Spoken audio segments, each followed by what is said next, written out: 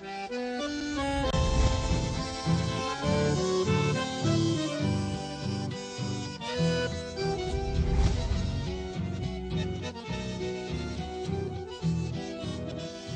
tal, amigo? ¿Cómo le va en este nuevo encuentro de Corrientes con Bogotá?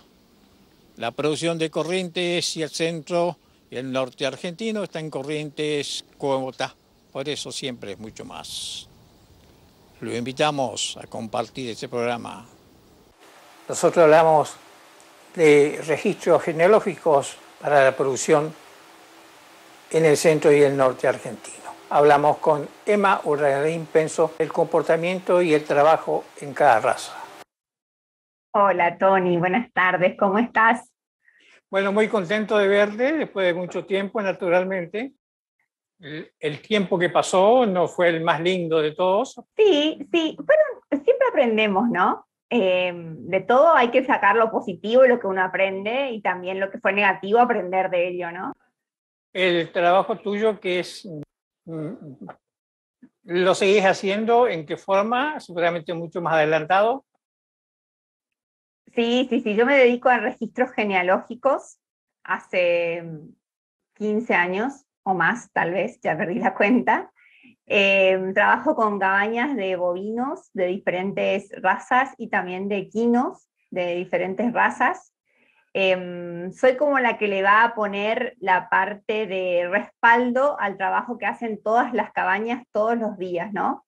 Porque recordemos que las cabañas tienen una importancia fundamental en los sistemas productivos. No es simplemente, porque por ahí uno de afuera que no entiende mucho piensa como que está hablando de animales que son fenotípicamente lindos, y el sistema productivo no pasa por ahí, ¿no? Las cabañas son los que generan esa genética de avanzada que va a generar un impacto en todos los sistemas de producción de nuestro país y de otros países, porque hoy por hoy tenemos la suerte de que en los países limítrofes y no tan limítrofes se está exportando genética, ¿no? Y eso habla muy bien de nuestro país y de nuestros productores, ya sean de las cabañas como los de invernada y de todas las partes de la cadena de valor, ¿no?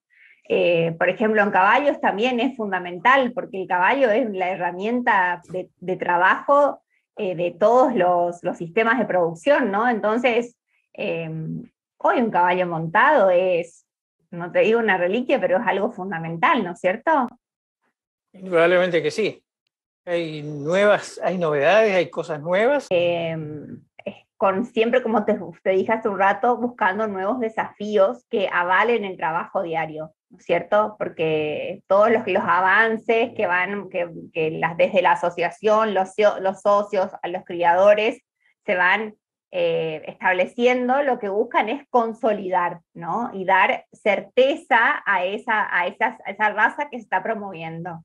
Lo mismo pasa en la raza Brangus que tenemos este año, a comienzo de año en abril tenemos el Congreso Mundial, ¿no?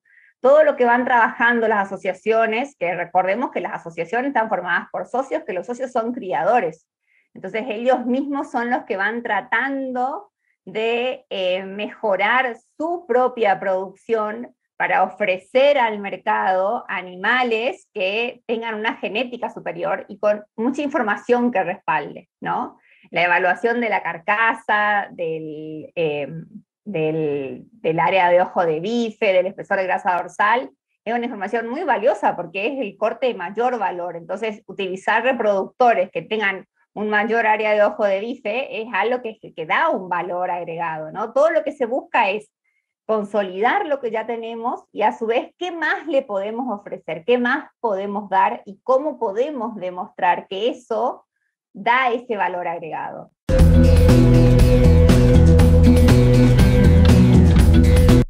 ¿Qué pasa con el Brahman? Y bueno, el Brahman es una raza que no quiero usar una palabra inadecuada, hoy por hoy es una raza muy buscada, pero no hay, ¿no? El Brahman de calidad, con profundidad, con los cuartos, con mucha masa muscular, con un buen prepucio, que sea ancho. Brahman, esta es una raza te digo, muy escasa, pero es una raza que está siendo muy buscada por los compradores, por los productores de las zonas más desfavorecidas climáticamente, ¿no?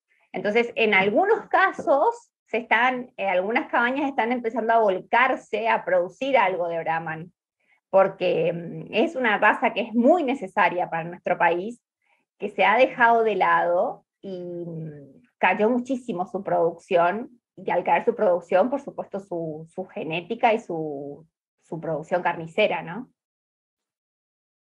Pasamos un año de mucho fuego, de mucho calor, y estamos de vuelta con seca, con calor.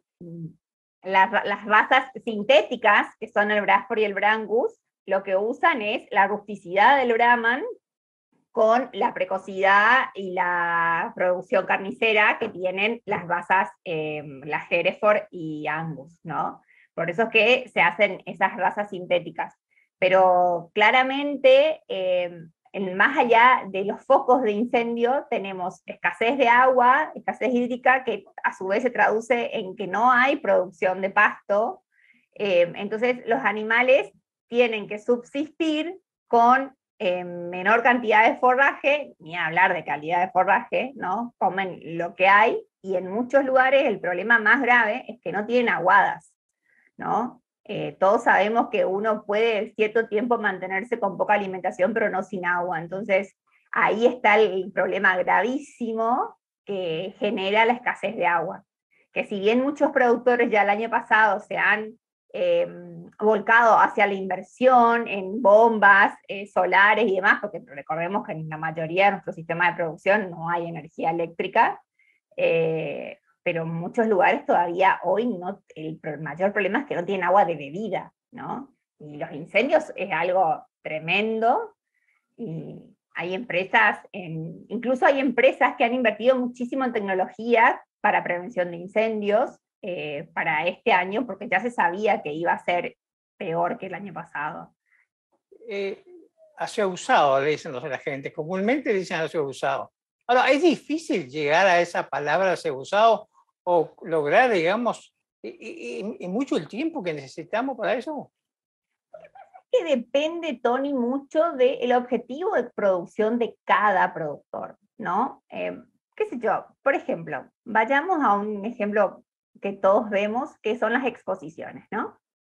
Vos te das una exposición y ves un animal de la misma edad, de la misma categoría, que están compitiendo y son totalmente diferentes de biotipo. Y está en el ojo de un jurado elegir qué es lo que a él y según sus sistemas de producción es lo más adecuado, ¿no? Pero no significa que el otro animal que no haya sido elegido por el jurado, que también tiene toda la subjetividad de un ser humano, no sea un buen reproductor. Claramente, tal vez para otro sistema de producción es excelente porque tiene mayor grado de seusamiento y hace que en otras zonas produzca mejor que otro animal que tiene menor grado de seusamiento, ¿no? Entonces, hay distintas líneas genéticas que nos permiten tener distintos biotipos animales dentro de una misma raza, y eso genera un valor agregado para los distintos sistemas de producción. Ni uno es bueno ni el otro es malo, porque para cada sistema productivo está el animal que mejor se adapta. Abrimos los ojos todos, porque con la demanda que hay de exportaciones, abrimos los ojos y nos dimos cuenta que el Hereford está en todos lados. Pero, claro, también hay líneas, y como estábamos hablando recién, que se han adaptado mejor, ¿no? También por eso en muchos establecimientos de nuestra zona utilizan animales pan pisados y aseusados y van haciendo cruzamientos para obtener un vigor híbrido y animales que les permita producir carne, ¿no? En un sistema de producción, carne, el que conocemos hace muchísimos años como criss-cross, por ejemplo. Y está bien y es válido siempre y cuando a vos te permita tener un buen sistema de producción que sea eficiente para el objetivo que vos tengas. En esos sistemas de producción, por ejemplo, el Brahman es un animal que es muy requerido y es muy difícil de conseguir. Como también es difícil de conseguir buenos toros Hereford, por ejemplo, acá en nuestra zona, porque se los ha llevado tanto hacia otra zona, que, por ejemplo, conseguir que conozcan mío, que no tengan problemas con garrapatas y demás, es complicado.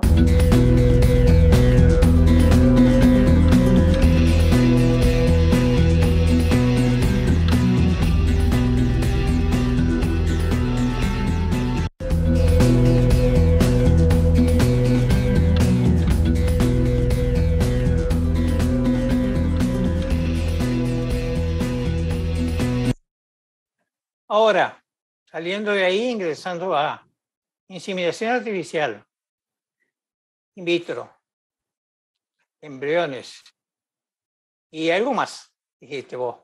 ¿Sí? Todo es un esquema que ha aparecido y que está en crecimiento. ¿Cómo ves esta evolución vos, digamos, son ya, digamos, 3 etapas que ya las conocemos bien, hay una cuarta? Mira, si hacemos, siempre se presentan desafíos, ¿no? Nosotros los hombres lo que queremos hacer es poder controlarlo todo y manejarlo todo. Ese es el objetivo del ser humano.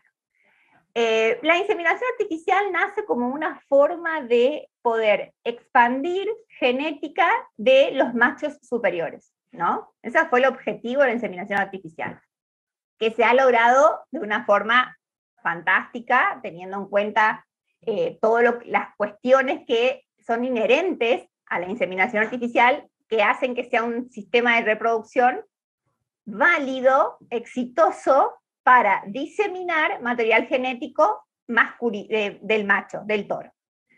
Bueno, después empezó el problema de cómo hacemos para que las hembras genéticamente superiores, ¿sí?, puedan producir más de un ternero por año, porque la vaca era genéticamente superior, le poníamos el semen del toro genéticamente superior para nuestro sistema de producción, y teníamos que esperar la gestación de los 9 meses, que tenga su ternero, que lo críe y demás. Entonces eran procesos muy largos y no nos permitía expandir la genética de la hembra.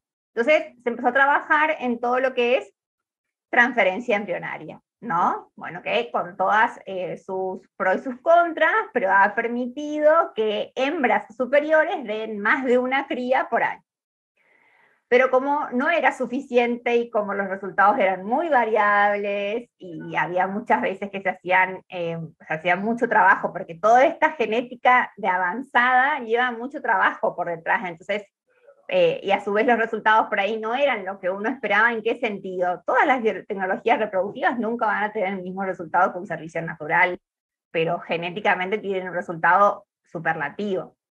Entonces, ahora está por ejemplo, en la raza Brahman la transferencia embrionaria no daba resultados. Bueno, se empezó con la fertilización in vitro, que es a través de la punción de los ovocitos en la hembra. Entonces, ahí ni siquiera hay que, una hembra que hasta incluso puede estar en cualquier estadio de su ciclo estral, se punzan, se sacan, se aspiran los ovocitos de sus ovarios, se sacan gran cantidad de ovocitos, se lleva a un laboratorio, en el laboratorio se mezcla con los toros que vos quieras, porque también podés hacer eso si te da muchos óvulos, dividís la cantidad de óvulos y tenés embriones en un mismo momento, muchos embriones de esa misma hembra, e incluso con diferentes combinaciones genéticas que podés lograr a través de la fertilización in vitro, ¿no? Que también es algo maravilloso porque te permite expandir genéticamente machos y hembras, ¿no? Entonces, el avance genético que se genera es rapidísimo y acortas muchas generaciones. Pero siempre queda algo, ¿no? Que es la genómica. La genómica es una forma de analizar el ADN de animales que se quieran analizar, ¿no? Se hace en un laboratorio, uno lo que se hace, se extraen muestras de pelo de los animales con bulbo piloso, y se manda a analizar, se buscan la fórmula genética de ese animal. Por supuesto que nunca se va a saber toda la fórmula genética del animal, porque es demasiada, pero se buscan partes, ¿no? Con distintas utilidades, porque los marcadores genéticos son con finalidades, por ejemplo, saber parentesco, o de saber ciertas características, si tiene alguna enfermedad, si no tiene esa enfermedad, si es portador de esa enfermedad, si tiene la información, por ejemplo, de si es mocho o si tiene el gen de Astado. Entonces, es información que a vos te permite avanzar mucho en el tiempo, porque vos analizando el ADN de ese animal, podés encontrar características favorables o no, y a no tener que esperar a que sus hijos las expresen, ¿no? Porque vos ya tenés la información, porque si no, ¿qué es lo que se hacía? Bueno, se buscaba la combinación del macho, de la hembra, se tenían las crías y se esperaba que esa cría evolucione, ¿no? Que lleva todo un tiempo esa evolución. Entonces, con esta información, lo que a uno le sirve, esta información genética, es poder avanzar en decir, los hijos de este animal, todos los que me den, si pongo con una hembra mochas, van a ser todos mochos, porque yo ya sé que este es homocigota para mocho, o sea, no tiene el gen de astado. Entonces, y así en muchas características. Entonces nos permite avanzar, porque tenemos información genética de ese propio animal, que al buscarle el compañero correcto, nos aseguramos una producción y un avance en la producción más rápido en sus crías. Bueno, pero falta algo para finalizar. La clonación es una técnica que, si bien hace muchos años se viene investigando y más, no se ha masificado, se usa en algunos tambos de altísima producción, en la clonación de vacas superiores, ¿no? Porque siempre lo que se busca en el tambo, por ejemplo, ahí tenés el semen sexado en la inseminación, es la hembra. Entonces, clonar hembras superiores. Hasta el momento no es una técnica más que se haya masificado, como se ha masificado la fertilización in vitro, que hace unos 10 años la fertilización in vitro era como que algo que no servía, y hoy por hoy está totalmente masificada. Así que no sé si en unos años nos ponemos a conversar de vuelta y ya hablamos de algo diario como la clonación. No sé. De caballo, de equinos. ¿Se logra Sí. todo lo mismo, lo que hablaste antes, todo en equinos? ¿Qué hacemos en equinos? Y en equinos es diferente, porque también depende mucho de los permisos que cada raza tenga, ¿no? Hay razas que no permiten ni siquiera la inseminación artificial, solamente es servicio natural. Hay algunas razas que sí permiten los embriones, como es en el polo, por ejemplo, entonces los avances genéticos son mucho más rápidos, pero son muchas, tiene mucho que ver con las reglamentaciones, ¿no? Hasta dónde te permiten, pero sin embargo hay animales maravillosos productivamente, y siempre teniendo en cuenta cuál es el objetivo de ese aras, ¿no? Producir animales para trabajo, producir animales para carrera, producir animales para algún deporte. Un animal puede ser que no sea bueno para cierto sistema de producción, pero sí que sea muy bueno para otro sistema de producción, ¿no? Que es lo mismo que hablábamos en los bovinos. Hay veces que uno se va a algún lado y dicen, ay, no, esto no es cuarto de milla. Sí, es cuarto de milla de trabajo, no es cuarto de milla de carrera, ¿no? Entonces, también depende mucho del biotipo del animal, según cuál es la función que se le va a dar a ese animal. Y creo que también en el corto plazo las distintas razas van a ir flexibilizando cuestiones relacionadas a las biotecnologías reproductivas, porque realmente, más en la yegua, que son ciclos, primero que son ciclos de gestación tan largos, porque es más largo que la vaca, y a su vez al ser estacionales. Si no la preñás en la estación, no es que la seguís preñando el resto del año, como pasa en una raza que no es estacional, ¿no? Pero yo creo que de a poco las distintas asociaciones deberían ir abriéndose en ese tema, ¿no? Gracias por la explicación, y esperemos que tengamos un año mejor, ¿no? Y con mejores sistemas mejores condiciones para producir, porque si no también eso repercute muchísimo en las preñeces, la producción de terneros y demás. Con estos sistemas de producción se nos complican, pero tengamos fe de que se va a revertir, y que trabajando como siempre se hace en los sistemas de producción, vamos a salir adelante.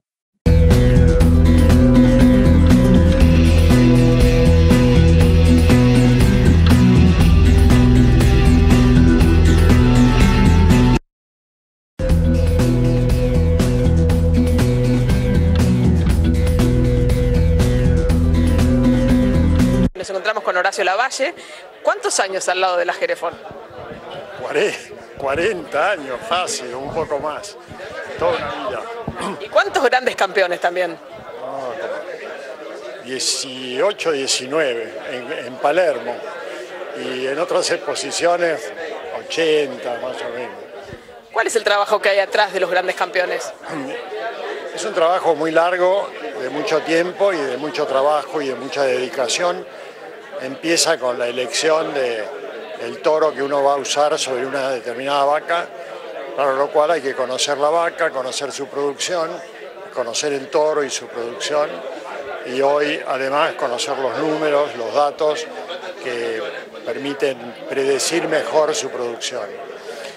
Preñarla y luego esperar 9 meses y medio, y una vez que nacen los terneros, después de algunos meses, se empiezan a seleccionar los más destacados, y algunos de ellos pueden ser candidatos a exposiciones o a cabeza de remate. Entonces se hace un trabajo de palenqueo, de amansarlos, digamos, y en el caso de los que van a ir a exposiciones, a caminar. Todo esto acompañado por un programa sanitario muy estricto, un programa de manejo en el campo, del manejo de los potreros, de la nutrición, del uso de pasturas, de verdeos, de lo que fuese, en algunos casos complementado con suplementación. Es un proceso integral y muy largo, es un proceso que después de algo menos de un año de preñez, tiene un par de años más hasta que el reproductor, en el caso de los toros, se vende, y está avalado por este trabajo genético que es el de seleccionar padres y madres. Implica estar muy atento a las novedades que puede haber en toros mejoradores, en madres mejoradoras, en cuáles de ellas se justifica que entren en un programa de trasplante embrionario, ya sea con el MOE tradicional o con la fertilización in vitro. Es una forma de potenciar la cantidad de crías que una buena vaca puede tener en su vida, así como en su momento fue revolucionario el uso de la inseminación artificial, por lo cual un mismo toro puede tener miles de crías por año. Pero todo este proceso que es tan apasionante para los que nos gusta, está muy vinculado y muy dependiendo de la gente que trabaja todos los días, codo a codo, en el caso nuestro con nosotros, con Marta y conmigo, en el seguimiento diario de toda la marcha de la cabaña, que no son solamente estos 4 o 5 animales que se preparan, sino el trabajo como en cualquier campo, del manejo de pasturas, la parte agrícola, la parte sanitaria, todo el trabajo que hay atrás de esto, que es muy artesanal en el caso de la cabaña, y por eso es tan importante que la gente con la que trabajamos conozca su trabajo, pero sobre todo que esté apasionada. Levantarse de noche cuando hay un parto que a uno le parece que puede ser necesario ayudar, y además las expectativas, ¿no? Las ilusiones que se concretan. Por eso yo digo que al que le gusta, hay pocas cosas tan lindas como cuando uno logra el ternero deseado, que será campeón, no será campeón, pero más allá de los premios uno sabe cuando ha logrado un ternero, un toro, una vaca de excepción. Y es lo que nos mueve, lo que nos impulsa todos los días del año a trabajar con esto y hablarnos por teléfono, bueno, ahora por WhatsApp. ¿Qué pasó? ¿Qué no pasó? ¿Qué le pasó a la vaca tal? ¿Cuánto llovió? Todas las actividades que conforman esta lindísima actividad. Y desde hace ya muchos años, por lo menos 30, que aparecieron los programas de evaluación genética, la gente empezó a entender que son los DEP, las diferencias estimadas de progenie que permiten predecir mejor la producción de cada vaca. Luego vinieron las ecografías, que nos da una mayor información sobre los rendimientos carniceros. Ahora tenemos la evaluación genómica, que nos permite precisar mucho más los datos. Es un proceso de mejoramiento en todos los campos que hace que uno termina vendiendo o produciendo para vender cada vez toros más útiles, más mejoradores, porque todo esto termina en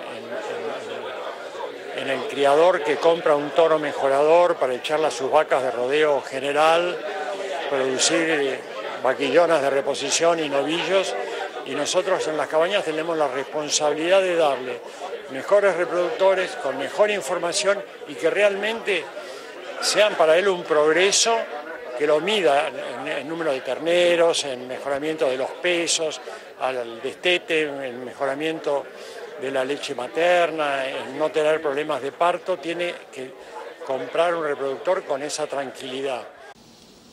Amigos, muchas gracias. Nos encontramos la próxima semana con mucho más Corrientes Coven Bogotá. Hasta entonces, muchas gracias.